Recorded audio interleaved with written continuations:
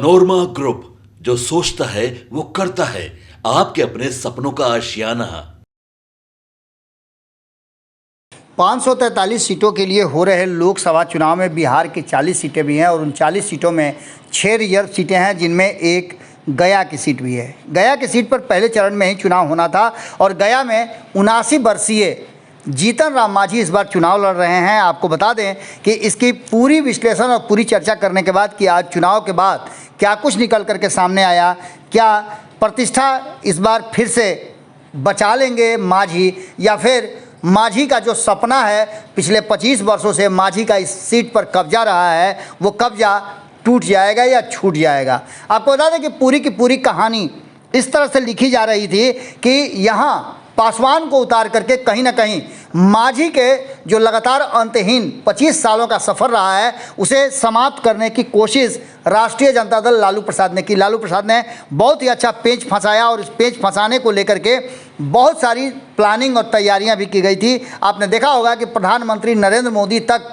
इस सीट पर अब चुनाव प्रचार करने के लिए आए और जीतन राम मांझी के लिए वोट मांगा। तो वहीं जीतन राम मांझी आशान्वित हैं कि यहाँ के लोग उन्हें जिता करके लोकसभा भेजेंगे, वो मंत्री बनेंगे और अपने गया का कायाकल्प करेंगे। लेकिन इन सारी बातों के साथ साथ जो वोटिंग का प्रतिशत घटा है उसको लेकर के चिंताएं बढ़ गई हैं। गया में 2024 के इस चुनाव में जो आज संपन्न हुआ 5 बजे 52% लोगों ने अपना मताधिकार का प्रयोग किया है, जबकि 2019 में भी जीतन राम मांझी चुनाव लड़ रहे थे तब 58% से ज़्यादा लोगों ने मताधिकार का प्रयोग किया था। 2014 में 53% से ज़्यादा यानी 54% के करीब लोगों ने मताधिकार का प्रयोग किया था। तो 2009 में 42.4% लोगों ने मताधिकार का प्रयोग किया था।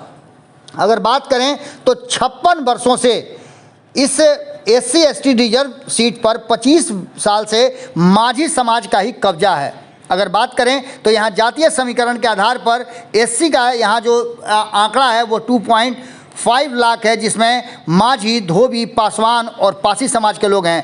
पिछड़ा और अति पिछड़ा समाज के लोग यहाँ निर्णायक भूमिका में होते हैं, जबकि सवर्ण और यहाँ पर एक अच्छी खासी संख्या में 2 लाख के आसपास सवर्ण हैं। तो वैश्य समाज के लोग भी 2 लाख यहाँ गिने जाते हैं। यादव समाज के लोगों का वोट 2.5% है, तो मुस्लिम समाज भी 2 लाख के आसपास हैं।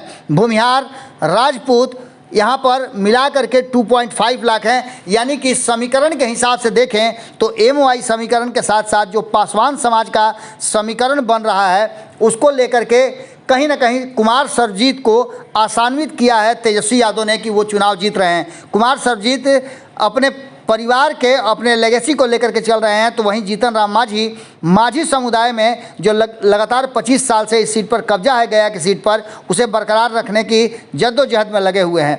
अंततः आपको बता दें कि ये पूरा का पूरा समीकरण और यहाँ की जनता ने इस बात को लेकर के अब पासवान के सामने मांझी को क्या तरजीह देती है, कितना प्रश्रय देती है, ये देखना दिलचस्प होगा।